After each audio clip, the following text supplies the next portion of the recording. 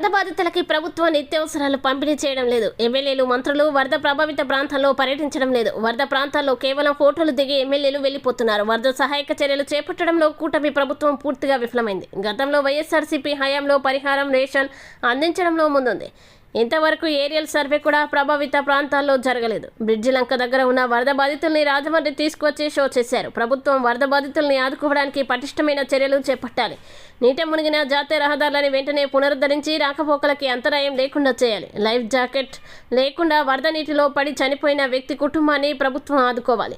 వాలంటీర్లకి 10,000 రూపాయలు స్టైఫండ్ ఇస్తానని చెప్పి వ్యవస్థనే నిర్మూలించారు. అధికారంలోకి వచ్చిన తర్వాత చంద్రబాబు నిరుద్యోగ వృత్తి ఊసెత్తడం లేదు. సూపర్ 6 హామీలు ఎత్తేస్తాడేమో అనిపిస్తుంది. తల్లికి వందన పతనానికి మంగళం పాడే ప్రయత్నం చేస్తున్నారు. ఉగ్రరూపం దాల్చిందో మనం అంతా కూడా చూస్తున్నాము. ప్రధానంగా ఈ వరదలు వచ్చిన ప్రాంతంలో కొత్తగా ఏర్పడిన ప్రభుత్వం మరి ఫేస్ చేస్తూ ఉన్నారు. నిజంగా సహాయక చర్యలు చేపట్టడంలో తెలుగుదేశం ప్రభుత్వం పూర్తిగా వైఫల్యం చెందింది. ఎందుకు ఈ మాటలు చెప్తున్నామనంటే, గతంలో మా ప్రభుత్వం ఉన్నప్పుడు సహాయక చర్యలు కానీ, రేషన్ అందించడంలో అయితే కానీ, లేకపోతే కాంపన్సేషన్ ఇవ్వడంలో అయితే కానీ, వాళ్ళకి సుమారుగా 4 రోజులు 2 నెలల పాటు వాళ్ళు డైలీ కూలీకి వెళ్ళే వాళ్ళంతా కూడా ఉపాధి కోల్పోయి, ఏదైతే రహదారులతో ఈ వరద రావడం వలన ప్రత్యేకించి ఏజెన్సీ ప్రాంతాలు, మనకి ఈ ప్రాంతాలు చూసినట్టయితే కోనవరం కానీ, దేవీపట్నం ప్రాంతం కానీ, ఇవన్నీ కూడా చూస్తే పోలవరం ప్రాజెక్టు స్టార్ట్ అయిన తర్వాత మొత్తం బ్యాక్ వాటర్స్ అంతా కూడా ఈ ప్రాంతాలకు రావడం వలన పూర్తి స్థాయిగా ఇవన్నీ కూడా ఈ ప్రాంతాలకు రావడానికి మొత్తం అంతా కూడా వరదలో చిక్కుకుపోయిన సందర్భాలు. నాకు ఒక్కటి అర్థం కాని అంశం ఏంటంటే, వీళ్ళు తెలుగుదేశం పార్టీ ఎమ్మెల్యేలు కానీ, మంత్రులు కానీ కేవలం ఫోటోలకు వచ్చి వెళ్ళిపోయిన సందర్భాలు. నేను కొన్ని ప్రాంతాల్లో చూపించడం జరిగితే, ఎక్కడైనా వరద బాధితులు మాకు సహాయం అందట్లేదు అని చెప్పేసి కలెక్టర్ని నేరుగా నిలదీసిన సందర్భాలు, సబ్ కలెక్టర్ని నేరుగా నిలదీసిన సందర్భాలు కూడా ఇక్కడ చూపించడం కూడా జరుగుతుంది. ఎందుచేతనంటే, ఇప్పుడు దాకా నాకు తెలిసి గత ప్రభుత్వాల్లో ఈ రకమైన సందర్భాలు ఇప్పుడు దాకా జరగల.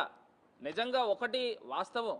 ఎందుకంటే ఈ వరదలు వచ్చినప్పుడు ఏదైతే కాళేశ్వరం దగ్గర నుంచి ఇలా పోలవరం మీదుగా వరదలు వచ్చినప్పుడు ఏజెన్సీ ప్రాంతాల దగ్గర నుంచి వచ్చే ఈ సబరి వాటర్ కూడా ఎక్కువ రావడం వలన, ఈ పోలవరం ప్రాజెక్ట్ కట్టడం వలన గతంలో సబరి వాటర్ అంతా కూడా గోదావరిలోకి వచ్చేసేది. 3వ ప్రమాదిక హెచ్చరిక వచ్చేదాకా కూడా అక్కడ ఏ రకమైన ఇబ్బందులు ఉండేది కాదు, ఏదో అడపాదడపా ఉన్నప్పటికీ కూడా.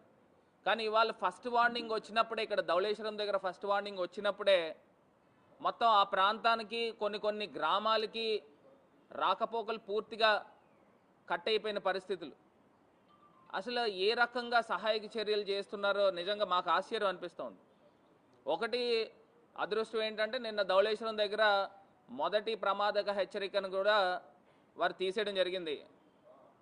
మరి దీని తర్వాత వచ్చే పరిణామాలు ఏ రకంగా ఉంటాయి, అంటువ్యాధులు ఏ రకంగా ప్రబలంగా జరుగుతాయి, మరి ఇవన్నిటి గురించి కూడా ప్రభుత్వం తక్షణమే కలెక్టర్లని, అధికారులని ఆదేశించి శానిటేషన్కి సంబంధించి కానీ, ఎక్కడైతే కొన్ని ప్రాంతాలకి రాకపోకలు కట్ అయినాయో ఇవన్నిటిపైన కూడా దృష్టి సారించాల్సిన అవసరం ఉందని కూడా ఈ సందర్భంగా తెలియపరుస్తున్నాను.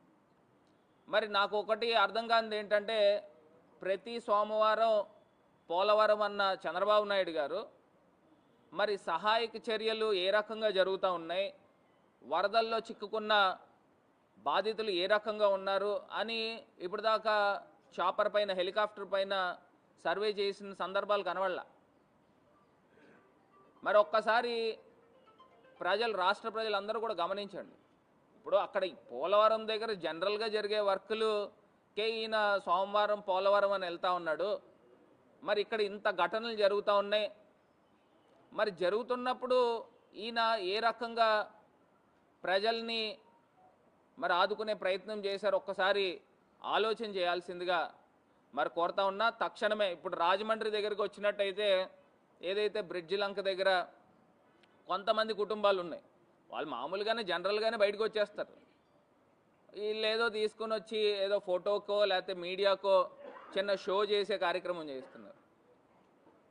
ఇవన్నీ కూడా తక్షణమే మరి ప్రభుత్వం చర్యలు తీసుకోవాలని మరి ఈ సందర్భంగా మరి కోరుతా ఉన్నాము. మరి అదే రకంగా వరదలు అనేసరికి రెండోసారి కూడా మరి వరదలు వచ్చే సందర్భాలు కూడా ఉంటాయి. ఎందుకంటే ఇప్పుడు మొన్న రీసెంట్గా చూసినట్టయితే మ్యాక్సిమం అవుట్ఫ్లో వెళ్ళింది 16 లక్షల క్యూసెక్ వాటర్ అనుకుంటా.